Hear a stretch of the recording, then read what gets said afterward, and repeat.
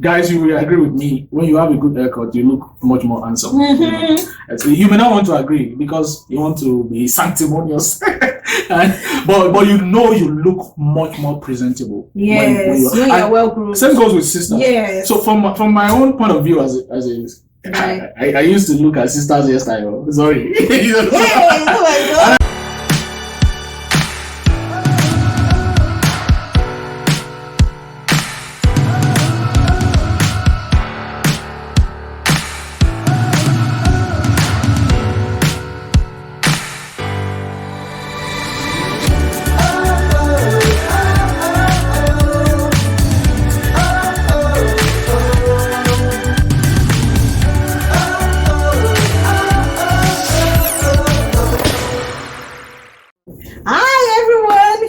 Welcome to Abel Dynasty. My name is Abimbola, and I have with me here my husband. His name is Steven. Welcome, everybody. Yes, you're welcome. See you again.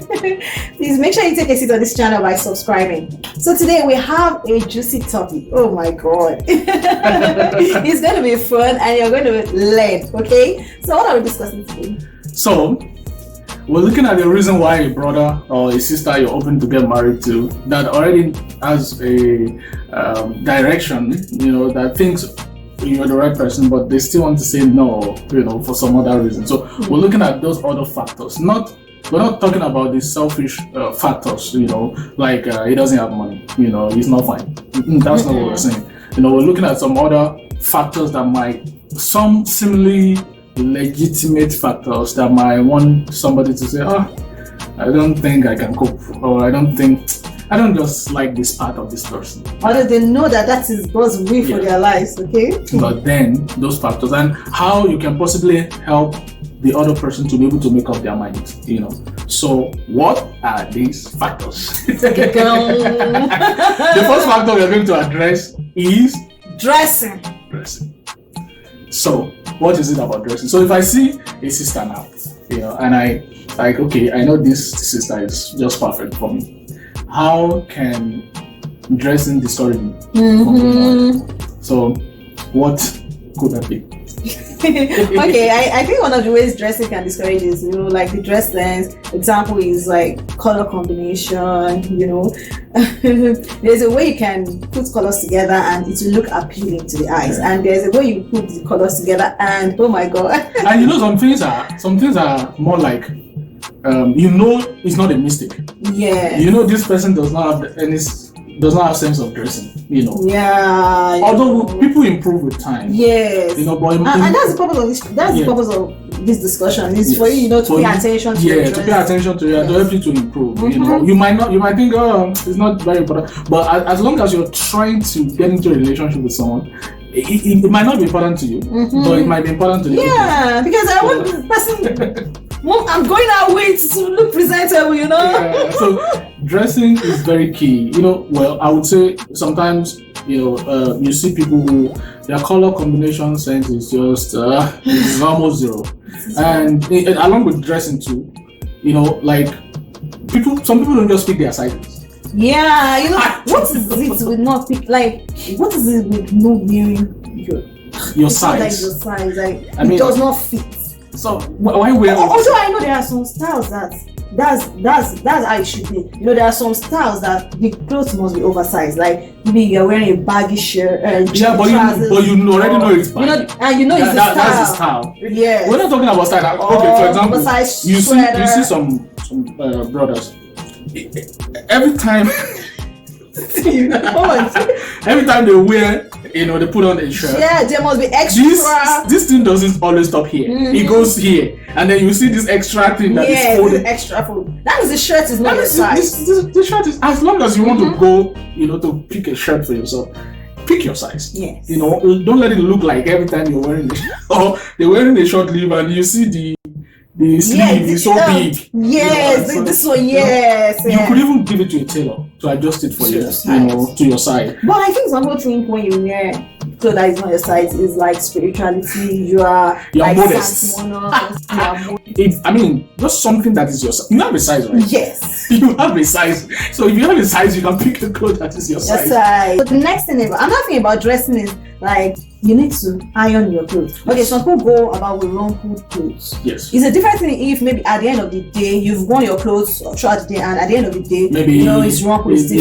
But you are stepping out of the house with rumpled clothes. No, that is not presentable. Yes. So, like, there was a guy. There was a situation in which I had an opportunity to interview a guy, and this guy came into the office with a very, very rumpled cloth. I mean, the cloth was obviously rumpled. Wow. And then when he left, one of my colleagues, who was a lady, who walked up to me and said, "Come on, this guy should even be able to iron his clothes at least." So, I mean, we're not even talking about relationship now. The guy puts up, his dressing was off for that interview. It was an interview. I mean, something you have to do once in a while. Why can't you just take or just put on something that don't need iron? You know what I would say? You can even reserve a shirt for that purpose. For interviews. Like, let the shirt be ironed and kept there. Just keep it there. The same thing goes for relationship. Like, people are looking at you. Don't dress like nobody sees me, nobody's looking at me. And then some people will talking. Oh my God. Into they were talking into trousers and then put on sandals. Yes, when you wear a shirt and a trousers and trousers and then tucked in with belt, corporate with belt and then sandals or slippers, and then they are going to a social gathering or somewhere. They're going to a class or going to church. I think that should go with a shoe. What you're trying to be, I don't care. That matters. So I think that's it about dressing. So second point. Okay, the second point is grooming. Okay. That's a serious Oh my God. You see, there are a lot of points in this grooming. Okay, it's essential you're well groomed. It starts from your hair, how you style your hair. Just keep your hair clean and well groomed. Okay, it depends on the style you want to go for, but let the hair be well kept, okay? Yeah. Then your nails, if you want to polish your nails, good. If you don't want to polish your nails, maybe as a lady, just trim it. You can trim it and make it clean. If you don't even want to trim it, you want to keep long nails, it's okay, but just make sure it's clean inside. You get it? Just be well groomed. And another thing we can your armpits. There's a way to take care of the armpits. It's good to shave and use good deodorant. Some people have issues with body odor. It's not a crime. Sometimes it could even be a medical issue. It could be a condition. But, there's a way to manage it. It could be body odor, it could be mouth odor. And these are little things that seem like I'm used to it. But then you want to be with someone. Yes, and you want the person to be comfortable. You want the person to be comfortable around you. So I've had a reason to tell somebody before, that must be hard. It was also at work. My boss told me that I don't want to talk to that guy. I mean, this is a guy under him, and I was like, why? He said the guy smells. What? Wow. And that's a lot. I'm serious. He said that guy smells. I don't want to talk to him. You can talk to him. Whatever he says, come and tell me. Yeah. I felt really, really bad. Yeah, in fact, I'm feeling for the guy. So I was looking for a way to tell him. It was very difficult. But it's not easy to tell. A grown-up man, like, okay, you're smelling, you need to. That's a hard job. I'm not sure I can do that. So, but eventually I did it. So what I did was, I just called him. I took him to my car, and I was like, okay, you know what? I think you need to do a little more on your self-care. Wow. And oh my God. I think like you could use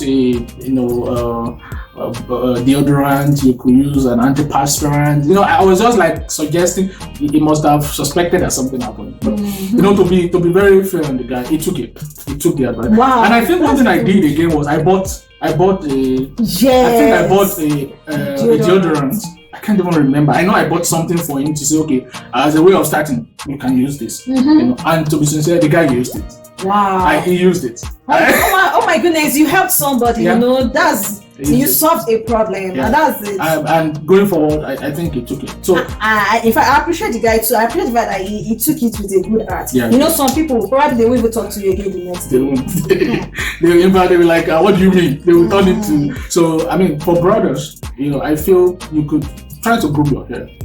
have a routine, schedule of, having a good haircut, and don't leave your hair unkept. Some people go out with water, in their hair like that without, just moisturize, use oils. Yeah, put some oil, put some moisturizer, some softener. And even when you want to style the hair, just make sure it's well kept. Yes. Guys, you will agree with me. When you have a good haircut, you look much more handsome. You may not want to agree because you want to be sanctimonious, but you look much more presentable. Yes, when you're well groomed. Same goes with sisters. Yes. So from my own point of view, as I used to look at sisters' hairstyle. Sorry. Oh my God. I don't know what you call. But I understand what you're saying, like versatile. Yeah, I think the idea is just this style. Maybe just one style. And sometimes this hair has been made maybe the last 2 months. Maybe 2 months. That's another thing. Then it smells, Yeah. At times. So there's a way you can even take care of it. If you've even had the hair for 2 months, you can wash it. Yeah. I know you can wash it, you can go to the salon, wash it, and let the stylist dry it for you. So there's a way to still take care of your hair, even if you want to keep the hair for a very long time. Yeah, so what matters is that just be clean, like general cleanliness. Yeah. So first point was dressing. Second point is grooming. Taking care of your body, taking care of nails, hair, your beard, your everything. Even you can have skincare routine. Yes. It goes for both male and female. Yeah. Yes, you can have skincare routine. And this is not open to the public, but if you're putting on underwear and you're already feeling the smell, oh my God, you should believe that the person sitting near you will also perceive that smell. Yeah. No, I mean, change your undies, wash them at least. And if you had them for a long time, change them, get new sets. Yes. Okay. So we're still planning to make a video on grooming, general grooming. Underwears, your physical outlook, the way you put yourself together, and all of that. So that's another video. So we're not going in depth into that today. So another point is attitude. Oh my God. This is very, very important. Because attitude. So the fact that you're a Christian does not mean that you still don't have some bad attitude.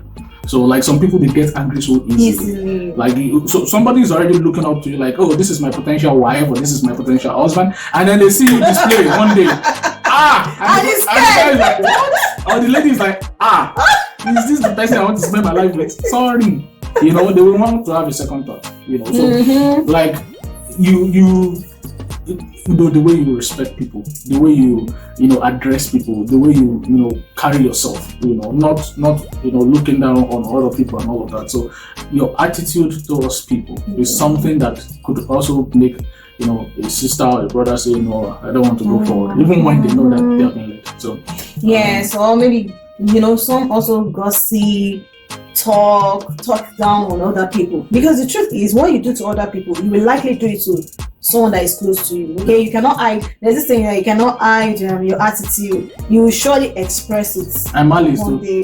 Some people can give malice. Like when someone offends them, they are not going to talk to the person. That's not a good attitude. You should be able to forgive. And a twist to that is some people might be too serious. I'm not saying don't be serious, but I'm saying some don't even have any sense of humor. Yes, their face is always straight. Very straight. Bless you, brother. Oh my Bless goodness. you, sister. Oh, good afternoon. And they are gone. They don't have this, human relationship. There's no other thing they talk about. They believe if you're talking about sports, versus carnal, football, you're talking about anything that is not anything that is not in the Bible. Once you are not talking Bible, you are in the world. You are carnal. That's extreme. That's really extreme. So you could have some. I mean, if you're married to someone, you wouldn't be. There will be times you want to play together, right? So, and that does not start in the marriage itself. It's something you can learn before you get married. And so these are some of the when I see some very, very serious brothers or serious sisters, sometimes I get really I don't want to play around them. So that they will not categorize me as that's another thing. So that they won't say I'm not serious.